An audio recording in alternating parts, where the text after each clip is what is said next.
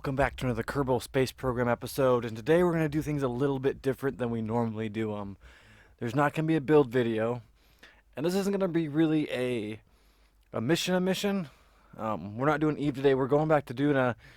We're going to be landing a surface base on Duna, and I'm just kind of going through and grabbing the contract real fast and seeing if I can get any other bridgeable contracts, because we're going to upgrade our R&D building, which is going to take most of our money, so we need to get a little bit of that funding back, because I want to finish upgrading the rest of the KSC shortly.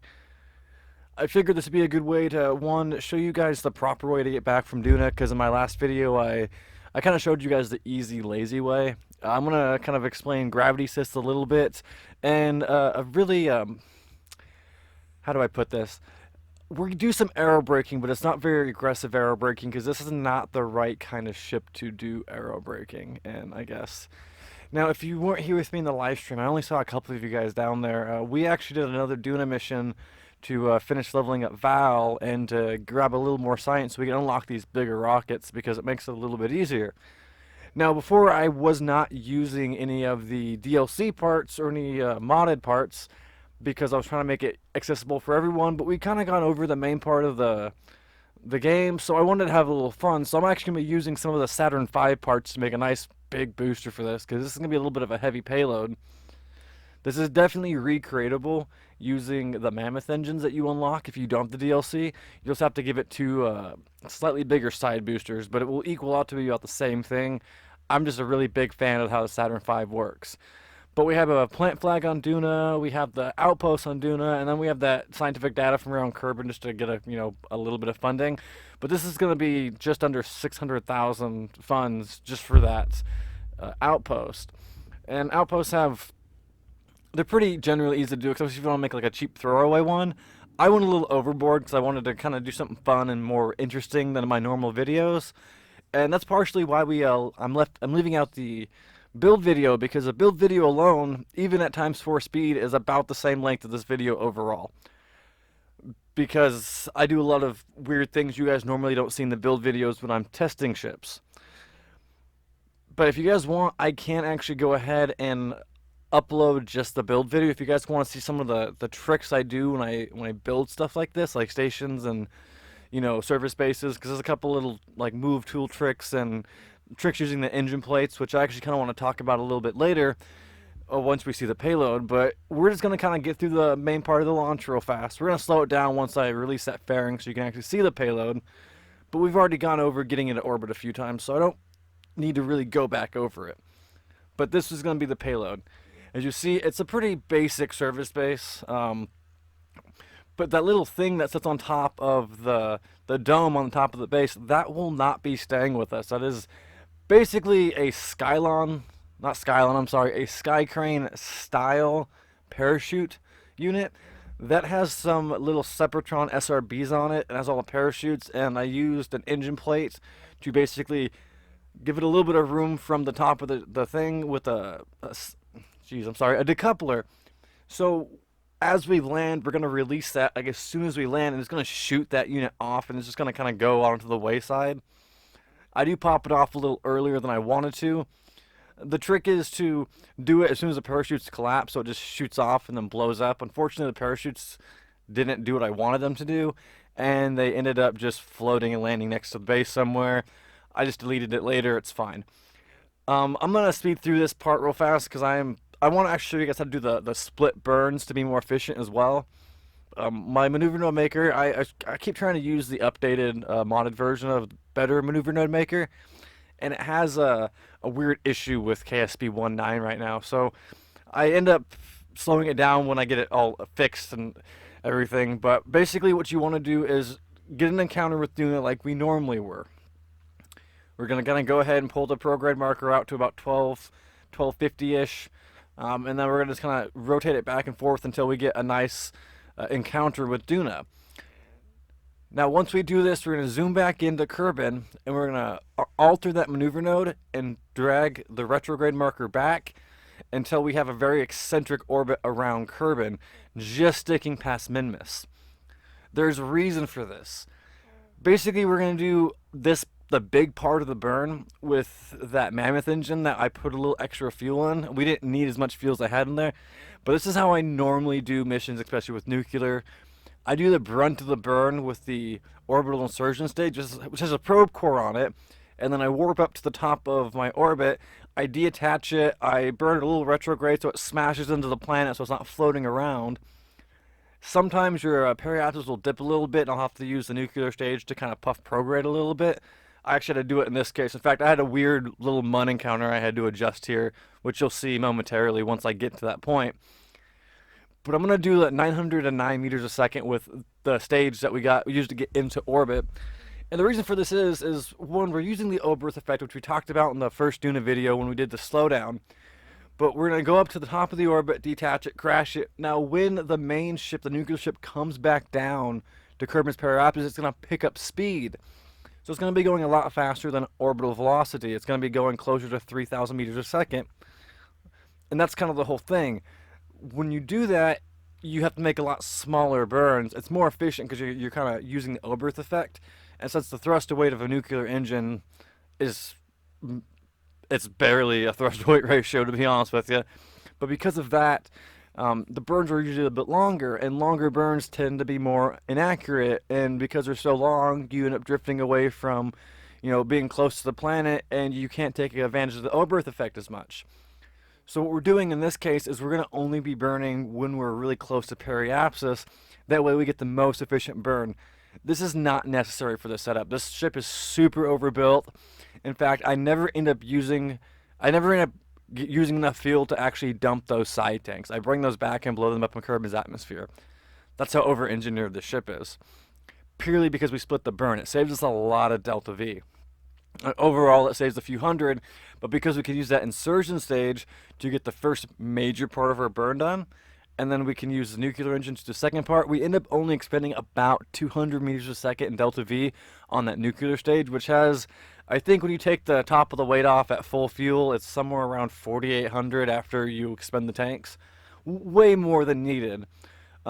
Again, I use this particular ship as like a multi-use ship. I can actually go to several different bodies with it, and it's kind of like I have a preset I use. That way, instead of rebuilding it each time to be the exact right amount of delta V, I have the medium and the large one, the 2 tank or the 3 tank, and I just put one of those in there, build my lander on top of it, and then I build the rest of the rocket below it. It saves me time in the building stage. So this is a design I use a lot, which is kind of why I wanted to show you guys it, because it's a really easy design to do. It's a really easy design to use. And besides a couple of places, it's pretty much able to go anywhere in the Kerbal system.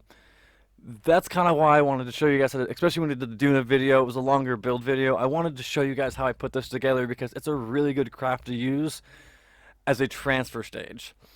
Right now, we're just crashing the orbital insertion booster just to get it out of the way. I'm going to switch back over to this. Now, you see, once we come down here, in fact, you'll notice I get this weird mun encounter, and I have to actually skip an orbit and go around once, and then I get another weird mun encounter, and I have to do a little slight retrograde burn to slowly adjust it. Because even though the mun isn't very big, it's enough to throw me out of line before I want to go. But because we made that first node to where we were at the see right here, the little mun thing, but because we made the node to make the encounter with Duna, it put our periapsis, the lowest part of our orbit, in the direct lineup to get back to Duna. That way we just have to make another really small burn. In fact, you'll see here I fight with it for a second. I have to do a quick little retrograde burn to adjust it. I tried to make it work, but it was just fighting me a lot. So I end up just doing a slight retrograde burn here. If you just make a little retrograde burn, it will decrease your speed enough to where it should put you back into that circular orbit again. That way you don't have to worry about that gravity assist you don't want. In fact, the Ike one I end up getting here in a little bit, I didn't want either, but I was kind of happy I got, because in the live stream, I showed a way to use Ike to bleed off a little more speed when you come into Duna. Unfortunately, because of the way the transfer worked, it wasn't as good as I wanted it to, because sometimes the predicted path will glitch out a little bit, and that's what it did. And by the time I got a chance to slow down my time warp to fix it, I was a little too close to Ike to make it a little more efficient. I think it saved me like 70 meters a second overall. It wasn't a lot. But I'm going to slow down that part to kind of explain to you how to use that for a slingshot. And sorry, I forgot to set a quick action group to disable my 4 outer tanks like I usually do. That way I can make those really small adjustment burns.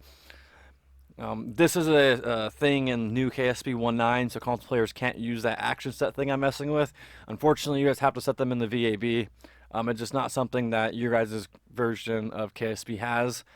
It's a nice little thing that they just actually updated sort of recently, so I'm going to use it.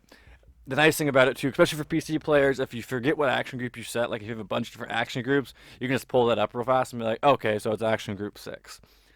Again, unfortunately, you can't do that on console. But you see here, I get this weird encounter with Ike, and I'm see that little. You can't see the meters a second until I do the correction burn, and it's a little bit more. But you see how it just jumped and changed. Again, that predicted path isn't always 100% accurate, so usually it was more or less me being a little overzealous with time warp. But I tried to get it as close as I possibly could. I'm getting really close to Ike because what's going to happen is the gravity's going to kind of grab you and turn you a little bit, and it'll actually help slow you down slightly. That way, when you're coming into Duna, it will be a lot less of a burn. In fact, you're going to see me kind of do it here. When I pull until I get an eccentric orbit. Originally, I was going to actually adjust to make myself equilateral, but then I realized I kind of wanted to land the space a little bit farther south from the equator, so I ended up leaving it. But you're going to see here, and this is where I got a little time warp happy. In just a second, you'll see it. But you see this burns up about, it's around 1,000. Now, when I drag it back a little bit behind, like start the burn a little bit earlier than Ike, it will change that. The other issue is because I had my engine shut off, the way the path was predicting how long the burn would take, it kind of messed a few things up. But you're going to see here in a second, it's going to kind of glitch for a moment when I put these all back on, and then I'm going to have to redo the maneuver node really fast, and I don't have a whole lot of time to do it. And I didn't realize this until it was pretty much too late, but like right here, you see you can kind of see that it moved a little bit. So now the path that I was originally on is no longer accurate. So the burn's not going to be accurate. See, you can see that it moved just a hair. So I kind of put this back as far as I could with having enough time to do the burn. So unfortunately, because I came in a little bit too hot, it wasn't as efficient. If you burn a little bit farther back, your burn will be a lot less than mine. But we want to aim our periapsis to be about, when you first start aerobraking, I'd say about 35K.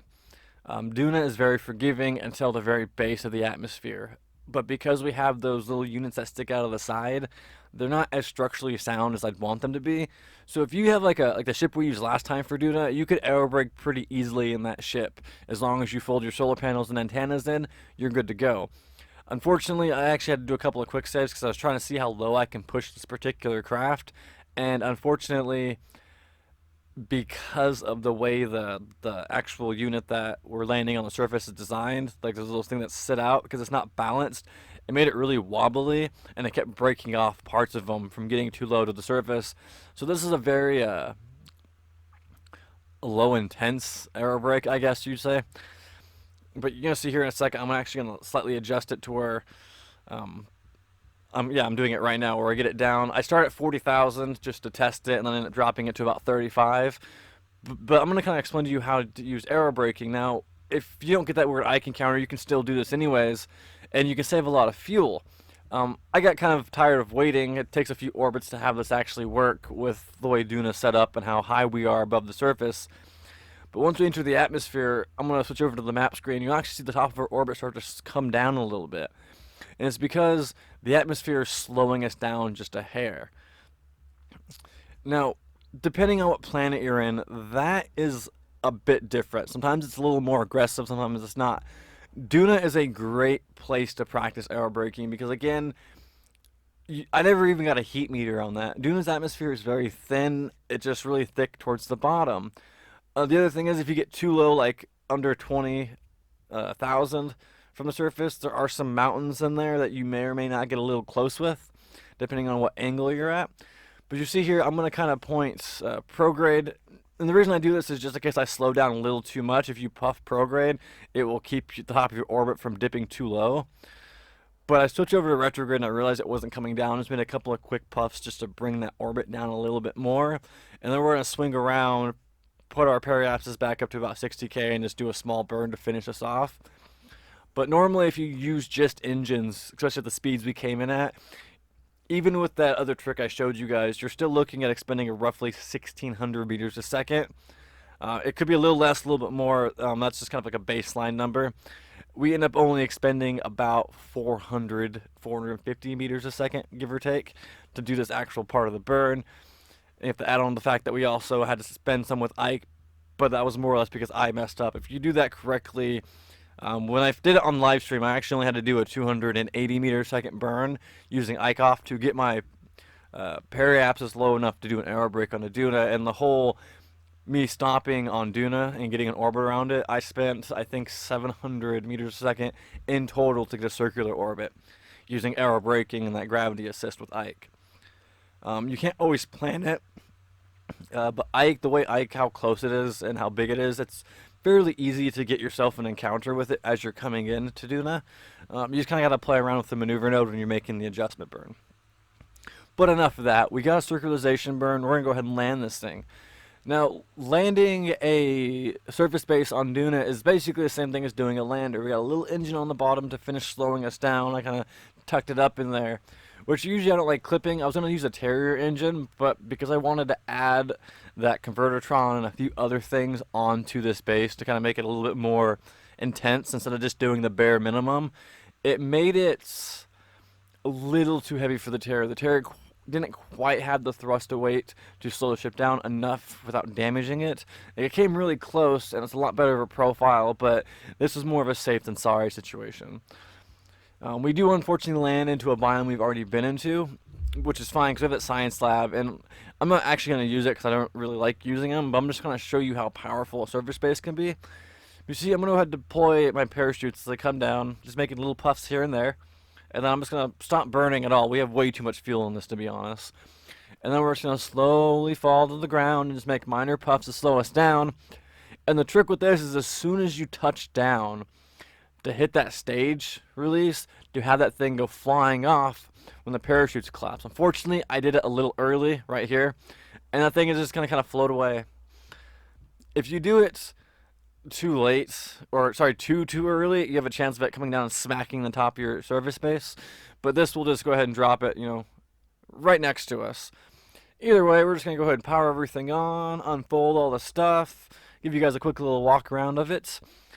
For some reason, it wouldn't let me exit the hatch. It's supposed to. In fact, I used it to enter that little hatch on the side. That's like the entry door to it. Because it was giving me a weird issue, I just EVA'd out of the top and just landed, because I had to plant a flag for that mission. So I'm going to actually plant a flag, grab a surface sample, and EVA report, even though it doesn't give me any data. Once I get back into the ship, I can put it into that science lab, and the scientists can use it to generate over time. As you see here, I'm actually going to walk through the door, and that's basically like the entrance way. Then we have all the science experiments on the side. We have a convertertron, which does absolutely nothing because it's literally there for aesthetic purposes. It's to, get surface or soil samples, quote unquote. And then we have the solar array, which, powers everything. We have those two big antennas up on top, just kind of give connection. I'm just kind of showing you here because of the way I have it set up. My electric charge never diminishes all the way, even at night when I'm running that drill. It doesn't overheat. It's a decent little setup. But now that we're done with that, we're going to go ahead and come back to Kerbin. You're going to see me kind of go touch and go here a little bit. So I'm just going to kind of show you real fast. You burn backwards like we did before. But I want to show you how much of a burn this is going to want me to do where I'm currently positioned, which is, it's like 3,500 or something like that, to even get a remote close encounter to Kerbin. And we also get really close to the sun, which you don't want to do. And then I'm going to time warp a little bit forward here in a second to kind of show you. For some reason, I was looking at the wrong planet when I make my first stop on time warp. And I don't know what happened there. I was literally looking at Moho. I wasn't looking at Duna, and I thought they were lined up correctly, and then I realized my mistake. But we're basically going to time warp until Duna and Kerbin are back at their transfer window, that 45-degree angle. It's unrealistic because you're literally leaving the astronauts in space for like an extra couple hundred days to get that set up. But this is the most efficient way to do it. In fact, you'll see here, and again, I stop. It's because I was looking at Duna and Moho.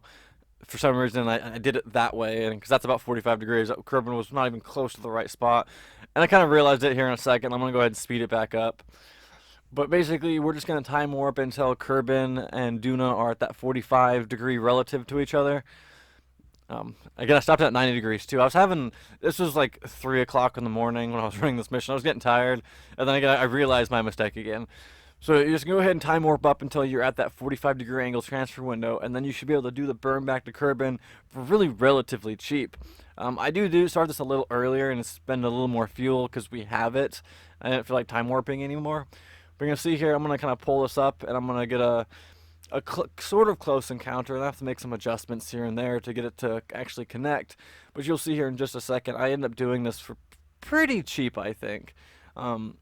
I could have played around a little bit more and got a better encounter, but I end up doing this around between 7 and 800, give or take. I could have made a few other slight adjustments to make this a little more efficient. I've done it at about 680-ish, I believe. Just time warp a little bit farther forward. You should be there. I was just kind of getting lazy and tired, so I just wanted to get these guys home. And again, we have way more fuel. Like we don't even end up ditching those side boosters. Once we just ditch those side boosters, we end up with like another almost 3,000 meters a second of delta V. But then we're just gonna go ahead and make that 700-ish meter a second burn. Kind of watch. I overshoot a little bit. Just kind of watch it until you see the line actually come over Kerbin like that, and then we're gonna go ahead and just warp forward a little bit and get ready to do a correction burn. So first we're going to do anti-normal or normal and get it down towards, relatively level. And then I'll mess with prograde and retrograde until I get it right about 35,000-ish. I think that's a good spot to aim for, at least in my opinion. That's where I like to aim for. 35K it's safe to do without, burning up too fast. It's not too high that you'll miss it and just slingshot. 35K, at least in my opinion, it's a good safe number to aim for. And so you see me here turning that thrust number down really low because I'm trying to get a very precise burn here. I know some people like to do the rip it and grip it type approach where they go like 27K, which if you burn correctly, it's not that bad. But if you're coming at a super high speed, you could potentially blow yourself up. So 35K is a good base point. But you'll actually notice here as we come in, we hit the atmosphere about 3,700 meters a second. And when we did the last Duna trip with the quote-unquote incorrect way, we were at like 5,050. Like, there's a huge difference from doing that. That's kind of why this is the proper way. But other than that, that kind of wraps up this video. So I want to thank you guys again for watching. If you want to go ahead and like and subscribe, that'd be awesome. If you guys do want to see the build video of me actually building the surface base before I launch it, let me know, because I did record like 99% of it. So if you guys want to see that, let me know in the comments or on Facebook, and I'll go ahead and throw that together, and I'll kind of walk you through what I'm doing during the build and show you how I kind of use parts incorrectly well, not incorrectly, use parts for what they're not purposed for to get an advantage, especially since I use stock parts only. Other than that, I had this Eve mission. I may do an Eve landing. It's going to be really hard to make it to where console players can do it too, just by part count. But other than that, I want to let you guys go. Thank you again for watching, and I hope I see you guys next time.